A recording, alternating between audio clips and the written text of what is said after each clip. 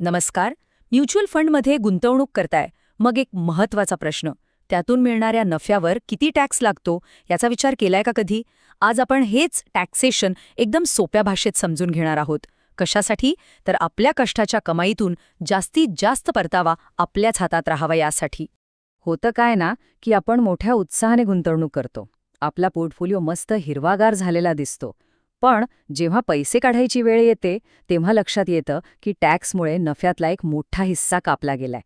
हे असं का होतं आणि महत्त्वाचं म्हणजे हे टाळण्यासाठी काय करता येईल? चला आज हेच जाणून घेऊया. बरं, आज आपण काय काय पाहणार आहोत.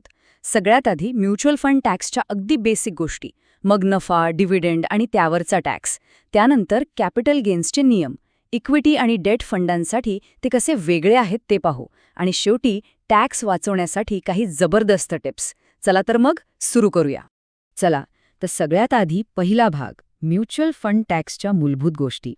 कारण पाया पक्का असेल तरच पुढचं सगळं सोपं होतं. म्युच्युअल फंडावर किती टॅक्स बसेल हे मुख्यत्वे 4 गोष्टींवर अवलंबून असतं. 1. फंडाचा प्रकार कोणता आहे, इक्विटी की डेट. 2. कमाई कशी होतीये, डिव्हिडंड मिळतोय की युनिट्स विकून नफा होतोय. 3. कॅपिटल गेन म्हणजे नक्की नफा किती झालाय.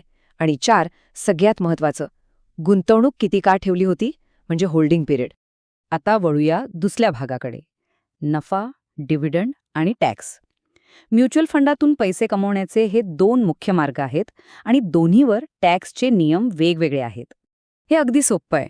डिव्हिडंड म्हणजे काय, तर फंडाने आपल्या नफ्यातून दिलेला एक छोटासा हिस्सा, समजा एक प्रकारचा बोनस. आणि कॅपिटल गेन म्हणजे तर आपण कमी किमतीला युनिट्स विकत घेतो आणि जास्त किमतीला विकतो. या खरेदी विक्रीतला जो फरक आहे तो झाला आपला नफा, म्हणजे कॅपिटल गेन. आणि हो, या दोन्हीवर टॅक्स लागतो बरं का. आता डिव्हिडंडच्या बाबतीत एक खूप मोठा बदल झाला हे लक्षात घ्या. आधी काय व्हायचं, डिव्हिडंड टॅक्स फ्री असायचा. पण आता तसं नाहीये. आता मिळणारा डिव्हिडंड थेट आपल्या एकूण उत्पन्नात जोडला जातो आणि मग आपण ज्या इन्कम टॅक्स स्लॅबमध्ये येतो त्या दराने त्यावर टॅक्स लागतो. म्हणजे सरळ सरळ आपल्या उत्पन्नाचाच तो एक भाग मानला जातो. ओके, आता येतोय सगळ्यात महत्त्वाचा भाग, कॅपिटल गेन्सचे नियम. इथे शॉर्ट टर्म आणि लाँग टर्म या 2 शब्दांचा खेळ आहे. आणि हा फरक समजून घेणं खूप महत्त्वाचं आहे, कारण कराचे सगळे दर यावरच ठरतात. तर शॉर्ट टर्म कॅपिटल गेन नावाप्रमाणेच कमी कालावधीसाठी गुंतवणूक ठेवून विकल्यावर होणारा नफा. पण प्रश्न हा आहे की कमी कालावधी म्हणजे नक्की किती? हे फंडाच्या प्रकारानुसार बदलतं आणि ते काय आहे हेच आपल्याला पुढे बघायचंय. आणि त्याच्या अगदी उलट लाँग टर्म कॅपिटल गेन म्हणजे जास्त काळासाठी गुंतवणूक ठेवून विकल्यावर होणारा नफा. सामान्यतः सरकार दीर्घकालीन गुंतवणुकीला प्रोत्साहन देतं, म्हणून यावरचा टॅक्स रेट हा नेहमीच कमी असतो. हा एक मोठा फायदा आहे. तर लक्षात ठेवण्यासारखा शब्द आहे होल्डिंग पिरियड. म्हणजेच आपण गुंतवणूक खरेदी केल्यापासून ते विकण्यापर्यंतचा काळ. हाच तो महत्त्वाचा घटक आहे जो ठरवतो की आपला नफा शॉर्ट टर्म आहे की लाँग टर्म. आणि त्यानुसारच टॅक्सचा दर ठरतो. सगळा खेळ या होल्डिंग पिरियडचा आहे.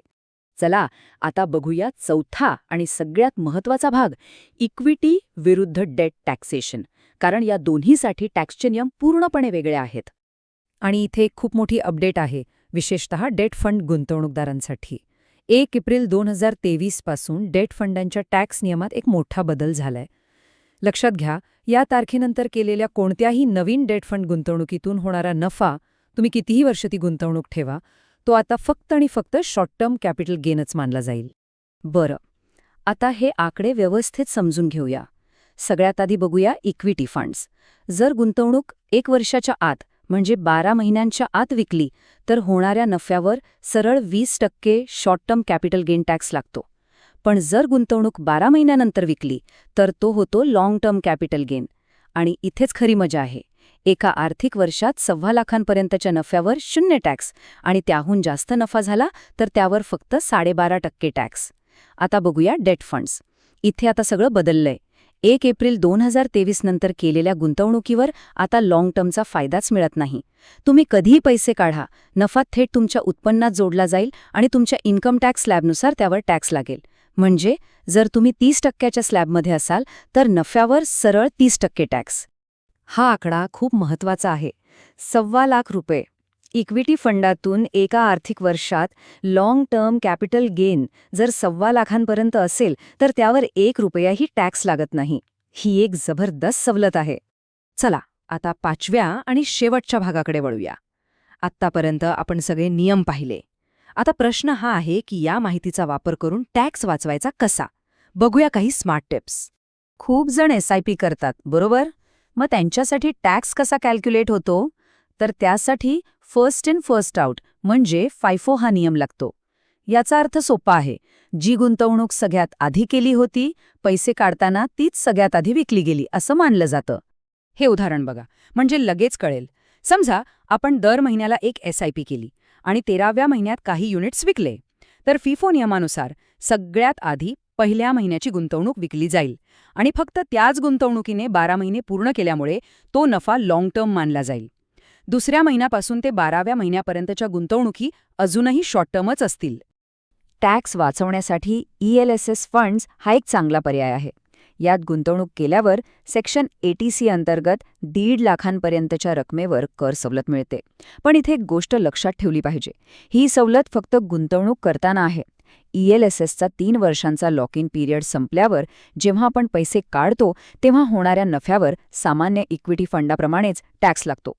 आणि या सगळ्या चर्चेचं सार काय? तर हे एक वाक्य की म्युच्युअल फंडातली गुंतवणूक जितकी जास्त काळ टिकवून ठेवाल तितकी ती टॅक्सच्या दृष्टीनं जास्त फायदेशीर ठरते.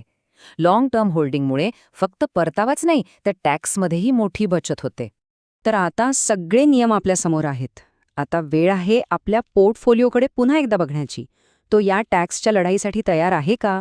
आपल्या इक्विटी गुंतवणुकींना 1 वर्ष पूर्ण झाले का? नवीन नियमांनंतरही डेट फंडात गुंतवणूक करण्याचा विचार आहे का? या प्रश्नांवर विचार करा. कारण थोडं नियोजन केलं तर परतावा नक्कीच वाढवता येतो.